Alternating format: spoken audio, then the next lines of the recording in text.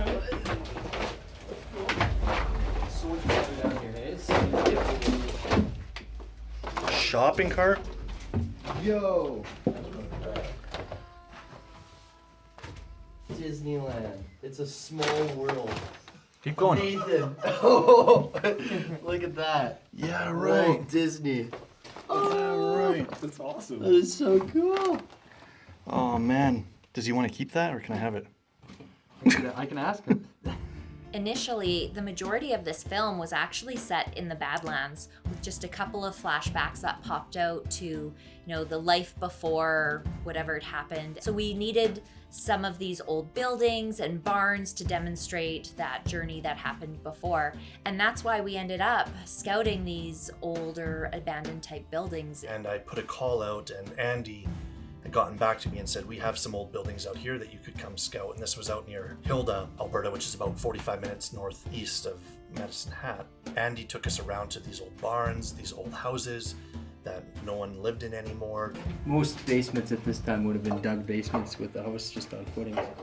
We just kind of fell in love with the opportunities that these provided. And so from that, we started to kind of expand some of our scope and our story to accommodate these different locations. Okay, why are we not doing a full scene down here? I don't know. Because this place is pretty incredible down here. You feeling it? This is really neat. Well, I mean, let's do it then. Let's plan it out. What are your thoughts, Alicia? We need a scene. I have a few ideas. We'll talk about it later. What he showed us was absolutely beautiful. This barn that I instantly fell in love with as we were walking up to it. It just had so much character and weathered old barnwood. And we went up into the loft and I might still have it, but I had a video of myself just spinning around a 360 of this incredible environment and the colors and the textures, and I felt so inspired. I remember saying to Nathan, I'm like, we need to film in that barn. That barn needs to be in this movie. So we volunteered our locations. That is an old yard that has an old barn on it. So nobody lives on there anymore. We're gonna be dark by 8. Oh, okay, awesome. Yeah, it's not like in the summer where it's 11. Yeah. Good chance we could probably still end up going till like 1 or 2, I would think.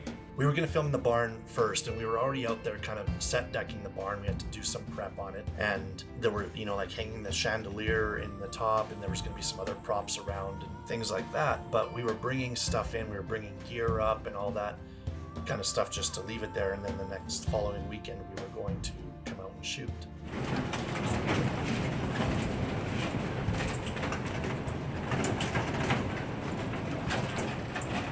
During that week, however, there was a massive wildfire that got out of control and kind of burned through the entire area.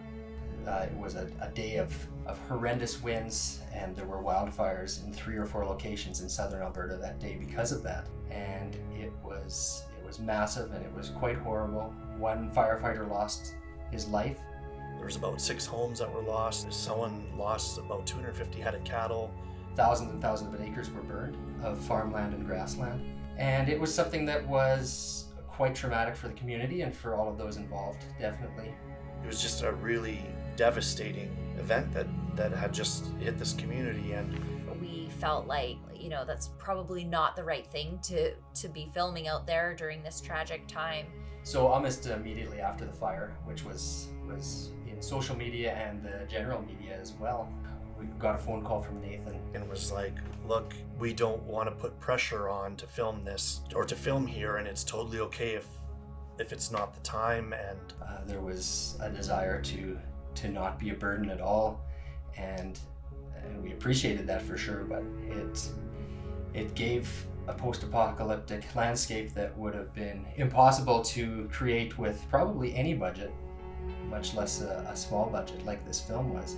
Andy wanted us to still come, and he was speaking on behalf of a number of people in the community. He said, if you want post-apocalyptic, we have it now. And if something good can come from this tragedy, then, we're here to support it. And with a lot of reverence and respect, we did decide to go out there. It was when Nathan had approached me about doing some recording or some filming on my land, which was right in the middle of the burn area. It was like blackness all around as far as the eye could see. And that's when I first met Nathan and Alicia formally.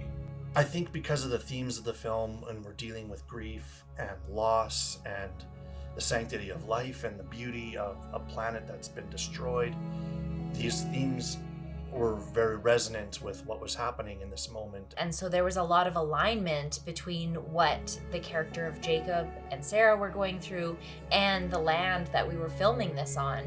And I feel like that really helped all of us really connect to what we were creating and the story that we were telling there.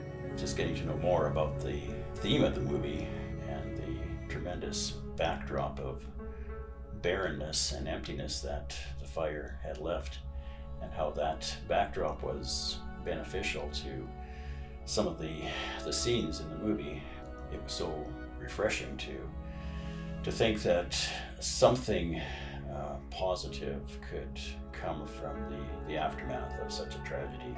Through all that, destruction, just kind of made it more real, made the story that we were trying to tell feel more real, because this was, a nasty thing to have happened to anybody at all, right? And then to be there and witness the aftermath of it and tied to the story that we were telling too was just, it worked perfectly for the mood and for the feeling and telling that story.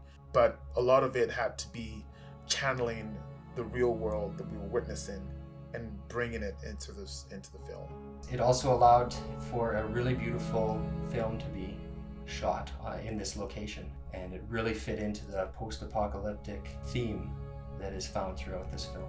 The first time that we went out there after the fire, walking onto that burnt land, it was something I'll never forget. Well, it brought a realness to the production that I don't think you could fake. And even though it's only in a portion of the film when he's walking through the Boneyard, that feeling that you get from walking through this wasted, burnt world kind of permeates through the rest of the film. When we were shooting the Boneyard portion of the film, we were at a place where we were still actually funding and setting up financing for the film, but because of the landscape and the opportunity that we had, we really had to figure out a way to be scrappy and pull things together. So our crew was really, really tiny. We were shooting on weekends and really trying to pull together whatever resources we could to kind of be in production before we really could be in production. It was really critical that we were all on the same page. We didn't have enough of a crew to be sending out elaborate call sheets and things like that. So what we did instead is we pulled everyone together around a kitchen table in the morning and had a morning scrum where I would talk through the shots, what we were trying to achieve that day, how we would execute that, and then the various departments, which was probably everyone wearing many hats, would execute on that plan based on what we talked about. And then we're gonna move over into that foundation piece. We'll kind of do that sequence with the Dana dolly as well as the easy rake, because depending on if he's in a still moment or in a movement, we'll want to kind of go back and forth between those, so we'll get the whole thing on both. I think we need to think about it in terms of being similar to the feeling out in the Badlands, where it was very much in that trance-like kind of not quite lucid state, just very hanging on to what's going on here. There was a moment where he was saying, take me home, after he had been shot. We're actually gonna reverse that and do it before. Take me home.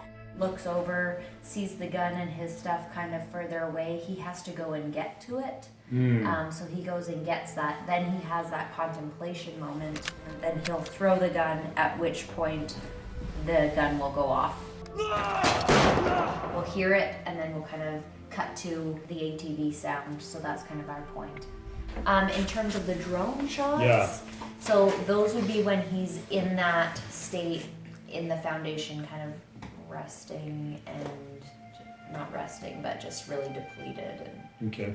like to keep the foundation as kind of the framing, so it would capturing where he is, and so it's more, the thought of it is more of being and establishing this is where we are. Kind of aerial. And are you wanting straight up, or are you wanting a little bit of an angle looking down? Kind of. Can we do both? Yeah, we can try both. Okay. Wouldn't mind also if there's battery life to spare after just to do like a B-roll shot of the boneyard with the drone. For sure. Yeah, even just do like a. Yeah, like not necessarily tracking him, but like just going along that path just from the air. Like he doesn't even need to be and just. Yeah, and also too, there is a tripod mode where the speed is greatly reduced. It only go about 4 miles an hour, but it adds a huge smoothness. So you can do like a slow. Wow. Pretty windy. The closer the dark we get, the calmer it probably will be. Okay. And it adds that buttery smoothness to it. But it does restrict the speed limit. It's not big deal. Make sure you're doing some movements so you don't look dead. Yeah, that's great.